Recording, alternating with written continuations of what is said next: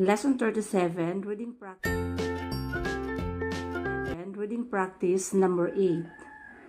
Gentlemen, I am embarrassed, period. I am, in fact, exceedingly embarrassed, period. I just discovered your letter of Friday, November 18, requesting our opinion of the financial condition of the Bryant Furniture Manufacturing Company of Des Moines, period. I assure you that ordinarily I acknowledge my correspondence more promptly, paragraph. Throughout the period of time that we have dealt with several of the senior executives of this company, we have never had an unpleasant experience, period. These executives are practical, forceful, and responsible men and women, paragraph. The company is outstandingly successful, period. Since they entered the furniture field about 15 years ago, their financial situation has improved satisfactorily every year, paragraph. If there is any other information I can add to this short report, please let me know, period. Sincerely yours. Reading practice number 9. Dear Mr. Jennings, thank you for sending to us for possible publication your manual entitled Improving Employee Morale, period. I read it yesterday afternoon and found it to be interestingly, convincingly, and impartially written, period. I was genuinely impressed with it, paragraph. I wish I could tell you that there is an exceedingly large market for a manual of this character, period. Your manual, unfortunately, cannot be sold in quantity lots, period. It would have to be sold by correspondence on a single copy basis and, obviously, would have to be priced accordingly, period. Because of the serious and difficult marketing situation your manual presents, Mr. Jennings, I must decline to publish it, paragraph. If you should do any writing in some other subject matter area, please give us an opportunity to review your work, period. Sincerely yours. Reading practice number 10. Dear Mr. Dexter, if you are not presently employed but would seriously like a job in business, in government, or in industry, read the classified ads in our newspaper, World News, period. We think you will be particularly interested in the jobs offered by the various private employment agencies, paragraph. Employment agencies are the suppliers for personnel, period. Thousands of employers rely on them increasingly to find good clerical assistants, period. Employment agencies depend on world news for job applicants, period.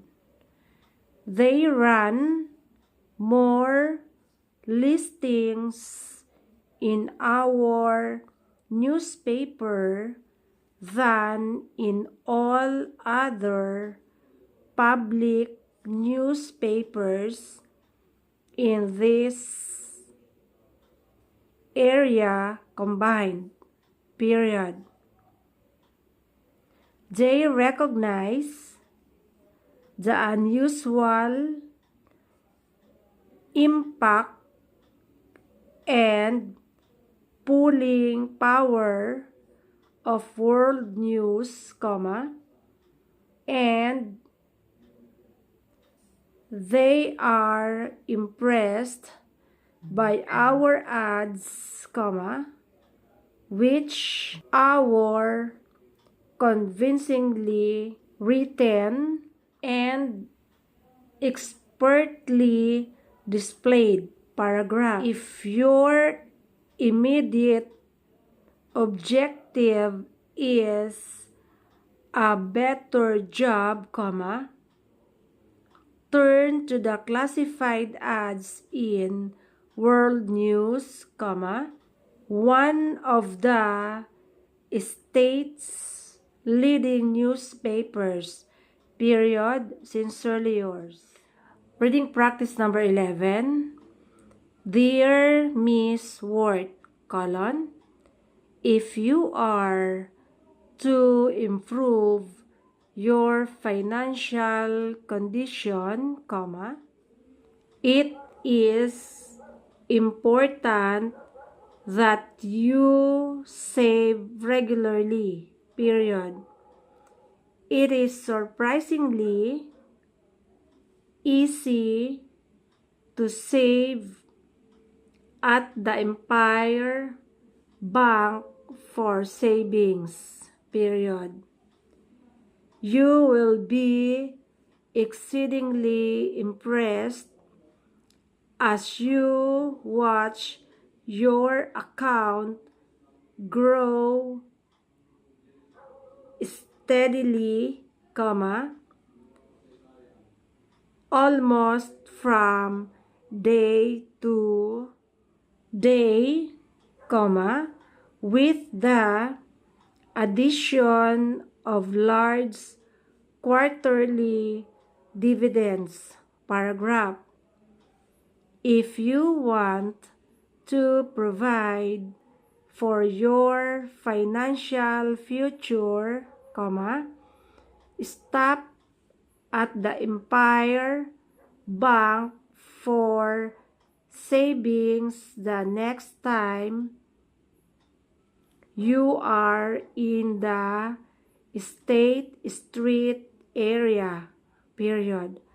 We are one of the most progressive financial organizations in Chicago, paragraph.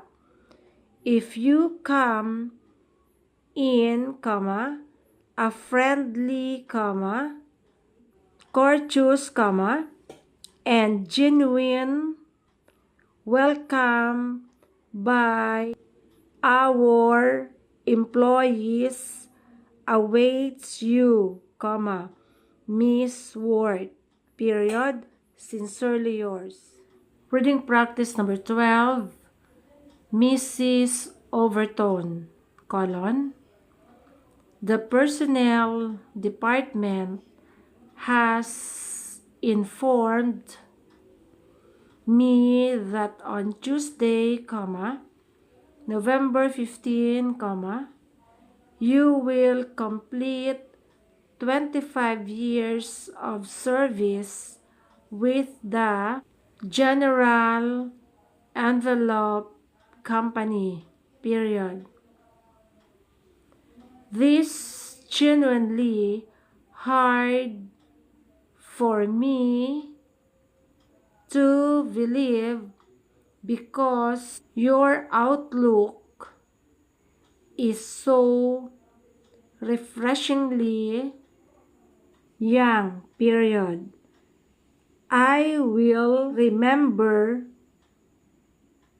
what a good impression you made the day you were employed and were introduced to me by Dr. Underwood, paragraph. You have certainly made a very definite mark on our organization with your exceedingly valuable suggestions and your practical ideas on how to improve our advertising, period. I know I speak for everyone when I say that you have unquestionably won the high regard, comma, affection, comma, and respect of all our employees, paragraph. I hope, comma, Mrs. Overton, comma, that you will be with us for many years to come, period. if you have an opportunity, stop by my office for a personal conversation sometime soon, period. I will be glad to see you, period. James G. Quinn. Reading practice number 13. Dear friend, this is the fourth report of the year on the very difficult problems we have experienced operating the Empire State Railroad, paragraph.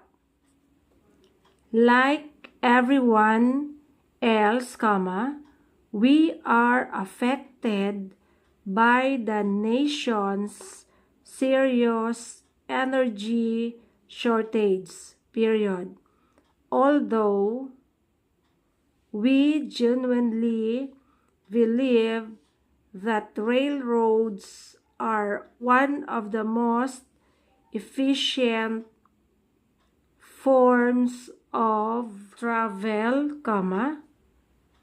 our supplies of fuel for our engines, have,